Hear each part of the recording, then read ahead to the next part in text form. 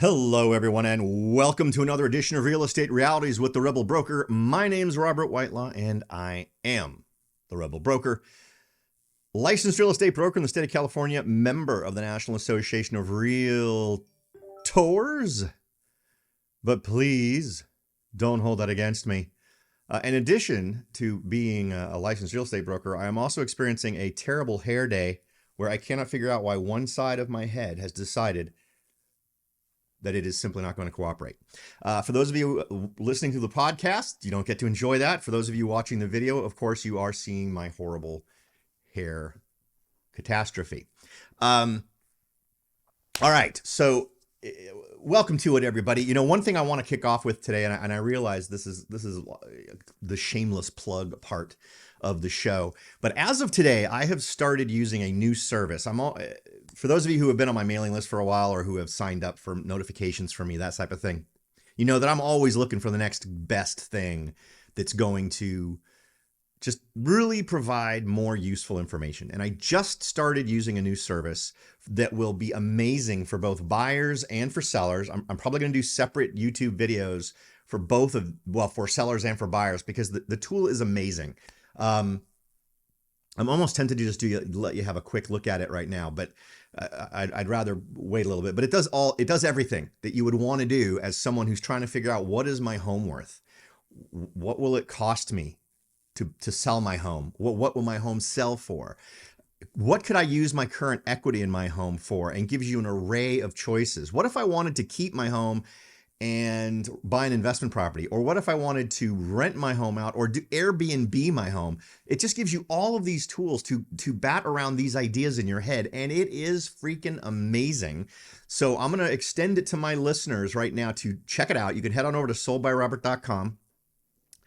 The website doesn't look any different other than the tool on that front page on the left that lets you get a free instant home value estimate now connects to this tool. And it'll do the exact same thing. It'll instantly give you an estimation of the value, but in order to see the rest of the data that is provided and to get all the tools that come with it, you'd have to sign up. And that's just so that you can get regular monthly updates, and it can give you those kinds of pieces of information in a timely way.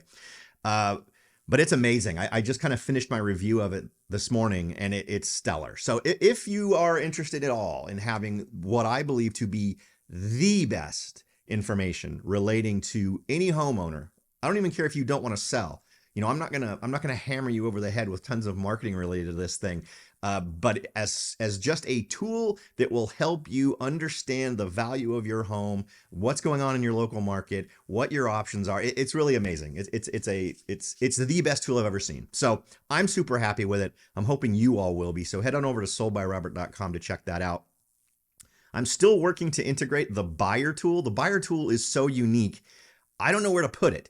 It's not like it should just be a home search tool. It is so much more. That I will show you real quickly here. And this is the search for San Jose, for instance, right? So you've gone in, you're looking at it from the standpoint of the hot markets, and you can see here, you get a rundown of the hot markets that you can drag over. You can see things and it's number and color coded, so you can get an idea there. You can put in, well, what am I looking for in terms of, you know, bedrooms and baths and all this other kind of stuff. So you can do it by hot markets. You can do it by a bigger house. So it lays it out by average square footage in those areas. Cheaper buys. So you can kind of look at what the average price is in these different areas, and fastest move. Just some amazing tools here. And the bottom line is, I've never seen anything like this before. And if you're searching for a home, you can start off with where you want to look, obviously. And we'll just look in San Jose, California, not San Jose, Illinois. And start looking. And what do you want to filter by? Most people want 3 beds and 2 baths, maybe just a house, maybe a minimum square footage of 1,300. Maybe, I don't know, you might have preferences in terms of build year, that type of thing. But in terms of just having tools, this thing is amazing and gives you ridiculously cool tools to use to evaluate the big picture of the market, but also how you can jump in and start actually shopping for homes You can favorite them. There's all this great stuff. So it's a great way to look for a property or even just get yourself familiar with a property. So I just thought I'd share that with you real quickly. I realize that's a bigger pitch than usual. And for those of you on the podcast, I apologize you can't see what I'm showing here. But again, on the YouTube channel, there will be videos coming up soon that sort of go through the features of these. But the home owner tool is ready to rock and roll on my website. So feel free to take a look at that. All right, so let's go ahead and jump in. The main topic, the meat on the plate today is the new FHA policy to allow 40-year loans. It's been probably 10 years since we talked about 40-year loans, since this idea was floated, or I think we actually had an example of where you could theoretically get one from somewhere, or one of those types of deals. But this is not something you can go out and just get. You can't get a 40-year loan when you're opening your mortgage, right? When you're trying to get your mortgage. This is something that's being extended to folks who have an FHA loan that have run into problems and they need to get an adjustment. And so they need to meet some criteria. But in the same vein of why I thought that the California loan, the new Homes for All loan, is really predatory lending, I consider this to be right in that same general area of predatory lending. So you have to think about what that means for someone who owns a home. Yes, it may drop your monthly payment by an amount of money, but it's going to raise your interest rates and it's going to completely jack up the amount you pay in interest. It is literally going to be the burden you will never be rid of. And it amazes me that this seems like a good idea when we're talking about this is a solution for your debt. Now, there is absolutely a value to being able to stay in the home you've chosen to purchase, but there is also, in many cases, a higher value in simply recognizing I cannot support this debt. I need to get out from under this debt, and facilitating you staying under it with worse terms, worse rates, and ultimately paying tons more is not a solution for someone who is feeling pressured by what they owe. So let's first kind of calibrate ourselves, because all the headlines are just celebrating this as a thing. And some of you may be thinking, well, gosh, Robert, you really want these people to be able to stay in their home. I want them to be able to stay in a home that fits their ability to manage their debt, which may mean I'm not going to live in this single family residential house anymore. I am going to move into an apartment. I'm going to give up the 3-bed, 2-bath, and I'm going to go back to a 2-bedroom apartment. And I'm going to cut my monthly expenses by X amount of dollars by doing that. Or I'm going to relocate another 30 minutes outside of the city center where I was living and cut my costs that way.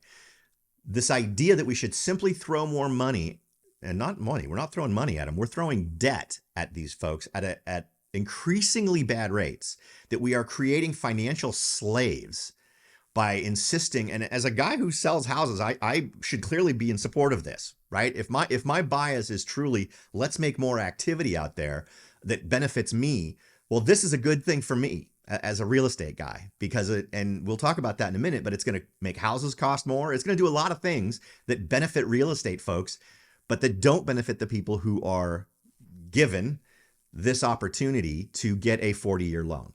Let's go ahead and hit it here. I'm going to go ahead and just use, there were tons of articles on this, but the Yahoo one was one of the first ones that came up, and it was really the most concise.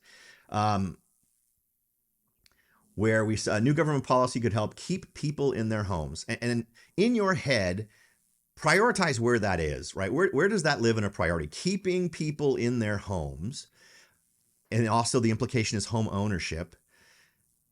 Does that trump intelligently managing your debt, understanding the limits of your debt, and adapting your life to what you can manage? You are not helping people by throwing more debt on them. And I'm not really 100% sure that in every case we're going to see this being a good thing when people get converted to a 40-year mortgage, simply because I think it still doesn't help the upside down person. And if we have any hints that bad upside down things are potentially coming, there's an awful lot of smart people saying right now that we're headed into that. There's really no question now we're heading into a recession. The question now is, do we go into a recession and get lucky enough to hit a recession and then within about 2 years come out of it? do we go into a depression, which could last a whole lot longer? If historically the government has shown anything, it's that when faced with depression, they tend to make decisions that make it worse rather than better. So we'll see how that goes. But if we do this sort of thing to people, we are not helping them. We are not making their lives better. And having an open and reasonable conversation about this should not be a big shocker to anyone about whether or not it makes sense. I know there's an emotional element to this of, well, keeping people in their homes. Yeah, but I don't want to do that if the sacrifice you're making in every other element of your life is so burdensome you can never get out from under it. Okay. Let's see. As of May 8th, borrowers whose loans have been backed by the FHA will be able to modify their loan term to up to 40 years. Previously, loan modifications to the FHA were capped at 30 years. Regional Vice President Melissa Cohn, William Ravis Mortgage, says this policy change is a good sign of our federal agencies working to keep people in their homes. Okay. Yes, but at the cost of what? And we're going to discuss what the costs are here in a moment. For homeowners struggling to make their payments, Cohn adds that this could be the difference between keeping people in their homes that may not have been able to stay there otherwise. Again, sure, but let's consider what the burden is of staying in that home. It talks about folks who need relief. Let's see, the 40-year loan modification policy would help struggling homeowners at risk of defaulting or redefaulting as house prices and interest rates hover near record highs. To be clear, the FHA isn't offering 40-year mortgages as an option for new home buyers or for those looking to refinance their loan, only as an option for distressed homeowners. So let's understand who this is particularly aimed at. You're a distressed homeowner, which means you have debt issues, and we want to help you by making your debt scenario worse, by increasing the overall burden of financial release that you're going to have to hand off to these folks over time just to serve the idea of you staying in that house. And I'm thinking that is just not the right solution. However, if the idea of a 40-year loan sounds attractive, there are options out there. From a lender's perspective, it is considered a riskier loan, so you'll most likely have to turn to a non-qualified mortgage lender. And that means your loan doesn't conform to the set of rules established by the Consumer Financial Protection Bureau to protect borrowers from taking out loans they can't afford. The 40-year mortgage is a great tool that can help almost anyone in the U.S. housing market, according to Cohn. And let's see what we're talking about here, because I wanted you to see what in average numbers. Based on the National Association of Realtors February median existing home sales price of $363,000, here's how that might look with some help from a mortgage calculator. Assuming you had a 20% down payment and an interest rate of 6.273%, along with the standard home insurance and tax rates, your monthly payment would be, on a 30-year fixed rate mortgage, $2,208.47. On a 40-year fixed rate mortgage, it would be $2,069. So you're saving what, about $150? About $140 a month, which could go towards other vital expenses like food, childcare, healthcare, utilities, and so on. Now, the benefit of $140 of cash flow per month, given what it will cost you at the end of this, is not a payoff. If you get out of that scenario you're in, if you walk away from it, and I have no doubt that whatever scenario you find yourself in, you will likely be able to find another housing arrangement that from a month-to-month cash flow scenario will save you much more than $140 a month, but will not carry with it this increasing burden of a loan that's still weighing on your shoulders. An individual named, I'm going to mess this name up, Schechtman, cautions that interest-only periods can only result in negative amortization. Oh, hold on. All right, hold on. Some 40-year mortgages also offer unique features like interest-only periods. Talk about really bad decisions. That can lower your monthly payment for a set period of time, an attractive prospect for borrowers who need lower payments in the short term but anticipate higher income in the future. Who doesn't anticipate higher future income? Are there people who don't? I'm sure most people who lost income over the course of a year sure didn't expect to lose income over the course of a year. But interest-only periods are absolutely horrible because interest continues to accrue during that period. So you're not paying anything down. The base amount you have to pay back just gets bigger. Interest-only periods can result in negative amortization. So in other words, you can end up upside down, where a loan balance increases rather than decreases over time. Well, that's the nature of that loan. Of course, the loan balance increases because interests are accruing and you're not paying anything down. So while loan modification may help some homeowners out in the short run, the consequences may catch up to you later. So, and here's the thing. This goes back to my original point of if you want to help people, you financially educate them. I obviously went to high school a long time ago. They sure didn't teach this stuff in high school when I was there. They didn't teach it in college when I was there either. They didn't teach it to my kids in school. So I'm guessing they're still not teaching much about how to manage your money and do other smart financial things to folks today. And everyone just sort of gets thrown out there into the world with the popular advertising and headlines being what they know about finances and how to manage them. And it leaves them completely unprepared to make intelligent decisions about this stuff. Let's see. They are pointing out some of the negatives. It can also get expensive. Even if your monthly payment drops with the new term, you'll likely end up paying more interest over the life of your loan because there's a longer payoff, which means you're just spreading out your interest payments over a longer period of time. Back to the example of choosing a 30-year and 40-year term for your $363,000 home. After 30 years, you'll have paid $354,860 in interest. Just in interest. So at the end of the 30-year term of a 30-year mortgage, you've paid twice as much. You've doubled it. You were supposed to pay $360 and you've paid, $720 or whatever it is, right? You have doubled it. You've paid $363,000 plus $354,000 or $355,000. With a 40-year loan, that number climbs to a staggering $503,244. So $503,000 plus $363,000. So for that $363,000 house, you have paid $866,000. In retrospect, once you hit the end of that mortgage, that's not going to feel like a good deal. It was a great deal for your bank. It was a great deal for whoever was holding that note, but not a great deal for you. In this case, increasing your mortgage by 10 years would mean you pay $147,000 more in interest over the life of your loan, which equates to 40% of the original home price of $363,000. So just from, and I know that so many people want to talk about, well, today, right now, people need a home. Well, if we want to prepare people to actually be able to own a home and not be overly burdened by the debt, we need to not start them out here. We put them below zero by pushing them to a scenario like this. Now, so let's go ahead and hit the big points that feed this. And I think some of these points are also going to educate you on why some people are so enthusiastic about the 40-year mortgage. So let's go ahead and hit it real quick. Now, I'll links to all of this is going to be available. And even these guys, I guess, are going to do it. But I don't think it's a good idea, and I agree with this person. Who is this person? What's the name? It doesn't say. It's just the guy from JVM Lending. Maybe he is JVM. First, 40-year mortgages will increase affordability. Yes, but as he goes on to state, they'll also increase cost. One of the things that happened when the 30-year mortgage was made the way to go, right? Because it was a government pushed thing.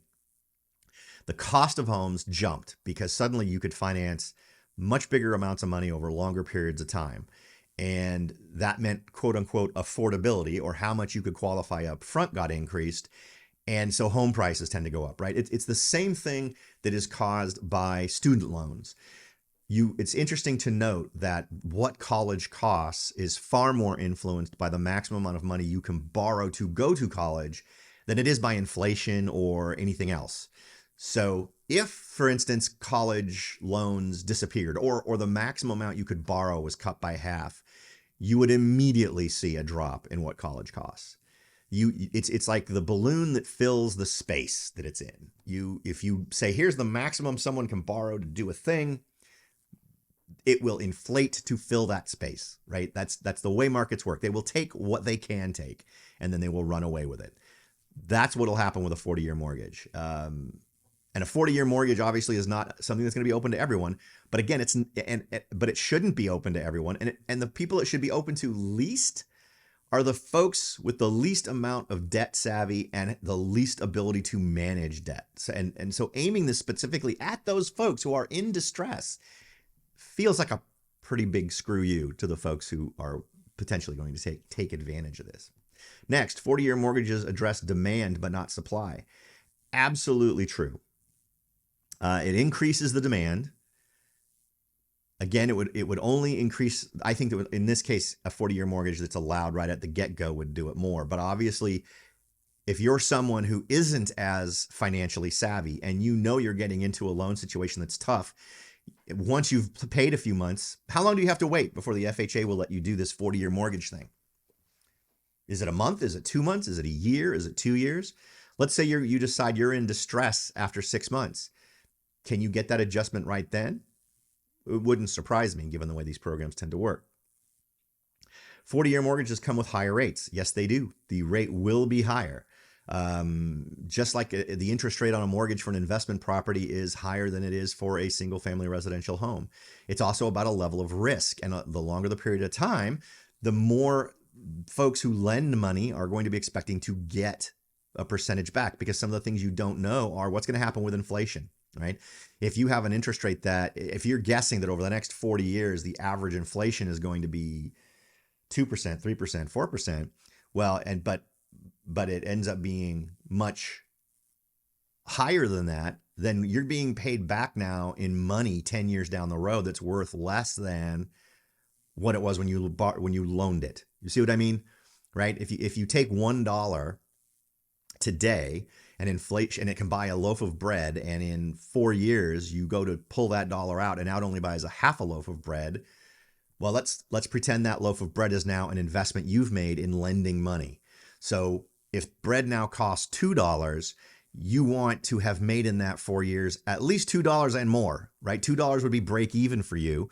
$3 would be I've made inflation plus some, right? So that's the math that goes on what happens with rates. And the longer the term, the bigger the risk. So you have to adjust for that by having higher rates, which is already nuts. We're already at 6+%. I'm guessing it would be at least a percentage point increase because an investment loan for 30 years is about a percentage point increase. In fact, in a rational world, that increase would be closer to 2%. 40-year mortgages don't offer that much payment improvement in any case. Absolutely true. In our example we talked about, which would have been the average median for the country, it was $140 a month. Bankrate.com recently compared 30 and 40-year mortgages and found on a $312,000 loan at 6.85 interest, the monthly payments were $2,044, and 30 years and $1,904 for 40 years. So not a lot of savings. The amount you give up, the amount you surrender, the amount you agree to ultimately pay is just not worth that monthly amount. Next, 40-year mortgages result in far more interest over the life of the loan, obviously, right? You're adding a decade, and we already saw that it was over $500,000 on a $363,000 home purchase, which is ridiculous. Paying ultimately $800 and something thousand for a $360,000 home is not a smart financial decision. You can even make arguments that the 30-year mortgage is goofy. That's why a lot of people try to pay more. That's why a lot of people try to go with a 15-year mortgage. I know that when I'm advising my buyer clients, I don't encourage them to go to the maximum of their loan amount, but to consider the possibility of buying less or financing less, but still paying what they would have paid if they'd done that full boat loan, so that they're paying down their mortgage faster than normal and saving themselves tens of thousands of dollars, most likely. Finally, the point this gentleman makes is, or this fine lady, borrowers will often default anyway, no matter how low their payment is, if they are upside down. And that, I think, is another critical point. If you're upside down, you're upside down. If you owe more than the home is worth, and once you start doing the math, particularly if you've had a home where you got a loan like this where it was interest only for some period of time, you are compounding your problems. So I don't think that any of this actually provides what I would consider a actual useful solution to the problem. If you want to solve the problem, you don't facilitate them remaining under a burdensome loan or a burdensome indebtedness. You help them get out of it, find a new situation that is more conducive to their income, and educate them on the freaking things they need to know to more adequately take on debt, to understand what their debt should be, to budget better so that they can plan. Because doing this to someone is going to leave them 40 years down the road. How old will they be 40 years down the road if they assume that they keep it for the entire term of the loan? If they do this when they're 20, they'll be 60. Right? So I'm just not convinced that we're seeing a scenario being created here that's going to facilitate prosperity for people in the long haul. So I don't know. I'd love to hear your thoughts on it. What do you think? For those of you listening on the podcast, you can head over to soldbyrobert.com. You can go to the show page for this show on my Sold by Robert website. You can also find it at therebelbroker.com. For those of you watching on YouTube, comment below. Comment below the video. Let me know what you think. If you are someone who has had issues with foreclosures or having to try to make ends meet, what do you think of this? Would you have taken advantage of a 40-year mortgage? I'd love to know. I would love to have a conversation with you before you do it. I'd love to figure out another way for you to manage your situation so that you get out from under a burdensome debt situation and create a monthly income scenario where you're able to save money and be super responsible and knowledgeable about your financial future. All right, folks.